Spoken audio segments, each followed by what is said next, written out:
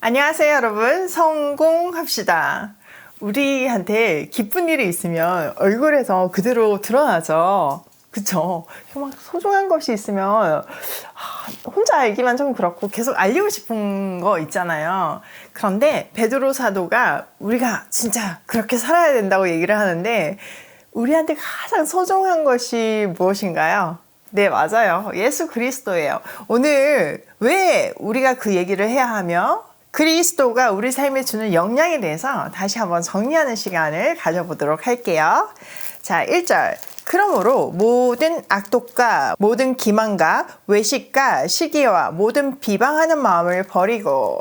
자, 여기 나열되어 있는 거는요, 그리스도 밖에 있는 사람들의 공통적인 증상이에요. 그걸 하나씩 보면요, 악독은 겉으로는 멀쩡하고 나이스한데 그 마음 가운데는 남을 넘어뜨리려는 그런 속셈이 숨어 있는 것을 악독이라고 해요.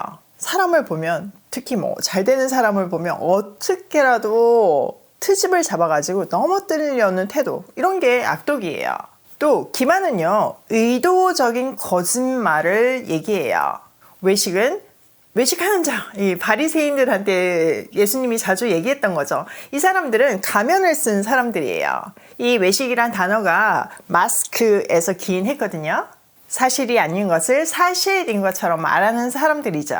시기는요, 질투하고 같은 말이에요. 그런데 이 질투는요, 양면성이 있어요. 하나님도 질투하시는 하나님이라고 하잖아요. 거기서 질투는 우리를 너무너무 사랑한다는 의미에서의 질투니까 좋은 의미예요. 그런데 이 질투가 방향을 잘못 잡았을 때 이건 정말 무서운 것이 되죠. 사람을 죽이기까지 하는 무서운 거예요. 또 비방은 상대방의 명예를 이제 밟는 거, 이런 거를 얘기하죠. 요즘은 SNS가 너무 이렇게 활발하게 되고 있는 세상에 우리가 살고 있기 때문에 이 비방이 정말 무서워요. 저도 다큐를 보면 어떻게 이렇게 험한 말을 할까? 어떻게 이런 생각을 할까? 그런 경우들이 정말 많은데요. 함부로 판단하고 함부로 얘기하면서 인격을 살인하죠. 이것도요, 칼만 안 들었지 엄연한 살인이에요. 그 결과 진짜 많은 사람들이 그걸 못 참아가지고 그 상처가 너무 커서 죽는 사람들이 있잖아요. 그러니까 우리가 정말 책임 있게 댓글도 달아야 되고 말도 해야 해요. 자, 2절. 갓난아기들 같이 순전하고 신령한 젖을 사모하라. 이는 그로 말미암아 너희로 구원에 이르도록 자라게 하려 함이라. 너희가 주의 인자하심을 맛보았으면 그리 하리라. 자, 앞에서는 피해야 할 것을 얘기했다면 지금 3절에서는 우리가 영적인 건강을 위해서 섭취해야 할 것을 말하고 있어요.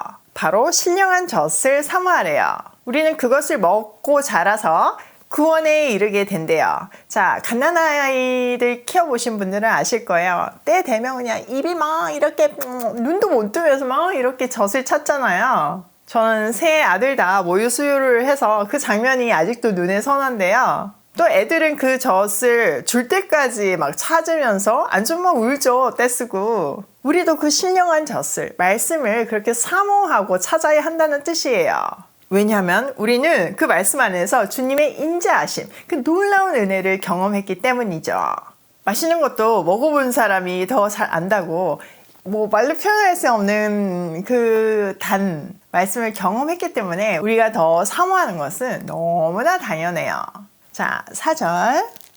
사람에게는 버림바가 되었으니 하나님께는 택하심을 입은 보배로운 산 돌이신 예수께 나아가 너희도 산 돌같이 신령한 집으로 세워지고 예수 그리스도로 말미암아 하나님이 기쁘게 받으실 신령한 제사를 드릴 거룩한 제사장이 될지니라. 자, 그리스도를 산 돌이라고 표현하고 있어요. 영어로 보면 리빙스톤이에요. 진짜 말 그대로 살아있는 돌이죠.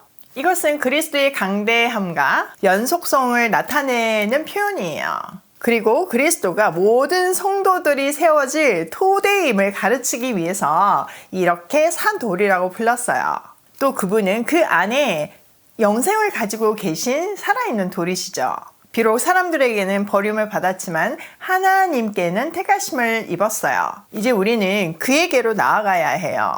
그리스도는 우리 삶의 초석이시자 기반이기 때문이죠. 자, 집을 지을 때 기반이 얼마나 중요한지 여러분 다 아시죠? 모래 위나 안정적이지 못한 기반이 집을 지으면 비바람이 몰아치면 당연히 무너지고 말 거예요. 그 위에 집이 아무리 화려한 거는 그건 중요하지 않아요. 기반에 따라서 그 집은 무너지거나 견고하거나 그렇게 되는 거죠. 그래서 우리는 영원히 변하지 않는 진리이신 그리스도 위에 우리의 삶을 지어 나가야지만 비바람, 유혹과 어떤 시험에서 벗어날 수 있어요. 그런데 그게 하루아침에 되지 않아요. 우리는 1절에서 말한 악독과 기만과 외식과 시기와 비방 이런 것들이 편한 사람들이었잖아요. 이게 훨씬 자연스럽잖아요. 팔이 안으로 굽는 것처럼요. 그런데 우리는 이제 그 기반이 달라졌어요. 사망의 기반을 두고 그 죄의 열매들을 맺는 삶을 사는 것이 아니라 그리스도께 기반을 두고 성령의 열매를 맺는 인생을 살게 되었어요. 그런데 우리가 여기서 좀 이상한 게 있죠. 우리는 분명히 그리스도 위에 세움을 받았지만, 지음을 받았지만 여전히 우리 안에는 그 악한 죄의 기반에서 오는 열매들이 맺혀요. 죄의 증상들이 나타나요. 그렇기 때문에 끊임없이 말씀으로 새롭게 되어서 그 열매들을 없애야 되는 거죠. 잡초가 계속 나잖아요. 그럼 보일 때마다 뿌리 뽑아야 되는 거예요.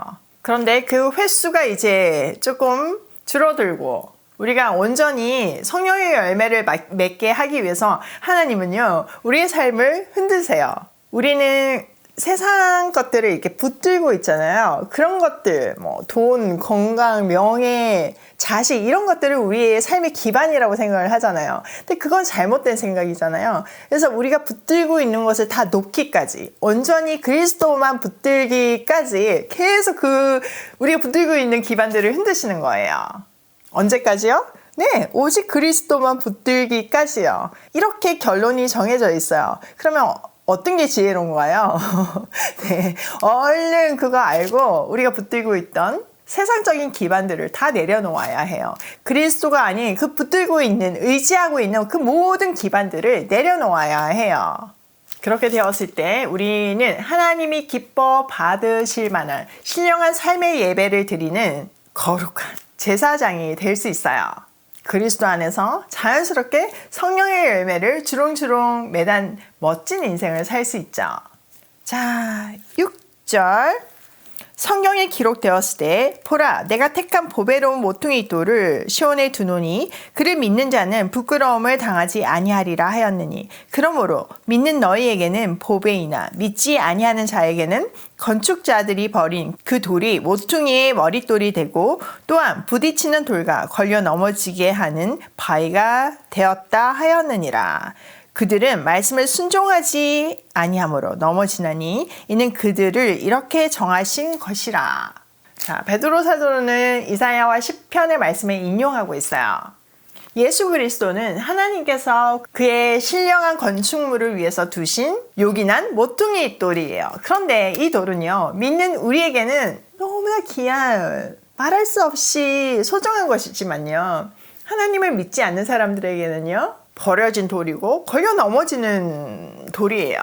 이것은요, 당시 건축에서 모퉁이 돌의 역할을 보시면요, 조금 더 쉽게 이해가 되는데요. 모퉁이 돌은 건물을 지을 때 그 기초가 되는 돌이기도 했지만요, 또 한편으로는 이런 아치 모양의 어떤 문 같은 거를 만들 때 흙으로 먼저 이런 아치형 틀을 만들죠. 그리고 나서 양쪽에서 이제 돌을 쌓아 올라가요. 그리고 맨 마지막에 이제 공간이 남을 거잖아요. 양쪽에서 올라왔으니까 여기에 이제 딱 맞는 돌을 찾는데 그 돌을 어디서 찾나요? 네, 이미 버려진 사용되지 않은 돌 중에서 찾을 수밖에 없어요. 여기에서 이 모퉁이 돌 비유가 나온 거예요. 이건 버려진 돌이었지만 이 건물에서는 없어서는 안 돼. 서로를 연결하는, 그 완성하는 정말 중요한 귀한 돌이죠. 우리는 이 귀한 모퉁이 돌을 볼 수 있도록 택하심을 받은 사람들이에요. 또 이제는 이 모퉁이 돌 역할을 해야 하는 사람이기도 하고요. 자, 9절. 그러나 너희는 택하신 족속이요 왕같은 제사장들이요 거룩한 나라요 그의 소유된 백성이니 이는 너희를 어두운 데서 불러내어 그의 기이한 빛에 들어가게 하신 이에 아름다운 덕을 선포하게 하려 하심이라. 너희가 전에는 백성이 아니더니 이제는 하나님의 백성이요. 전에는 긍휼을 얻지 못하였더니 이제는 긍휼을 얻은 자니라. 자, 베드로 사도는요, 성도의 정체성을 정해주고 있어요. 우리는 택하심을 받은 족속이고 왕같은 제사장들이고 거룩한 민족이고 하나님의 소유된 백성들이에요. 우리는 원래 세상 사람들과 동일하게 어둠 가운데 있었지만 택하심을 입어서 빛 가운데로 나오게 된 사람들이죠. 완전 복권하고는 비교도 안 된 인생이 변한 사람들이에요. 그러므로 이제는 우리는 이 빛을 바라는 사람들이 되었어요. 그리고 이 빛을 선포하는 사람이 되었죠. 왕같은 제사장이 되었고 거룩한 민족이 되었고 하나님의 소유된 백성이 되었어요. 그런데 중요한 것은 우리가 이렇게 되기까지 노력한 것이 아무것도 없다는 거죠. 그 어떤 스펙을 준비하지도 않았어요. 오직 하나님의 긍휼을 입었을 뿐이에요. 아무런 대가 지불도 없이 받게 된 이 엄청난 긍휼이, 그리고 그 엄청난 긍휼 입음의 감격이 우리 삶에서 터져 나와야 해요.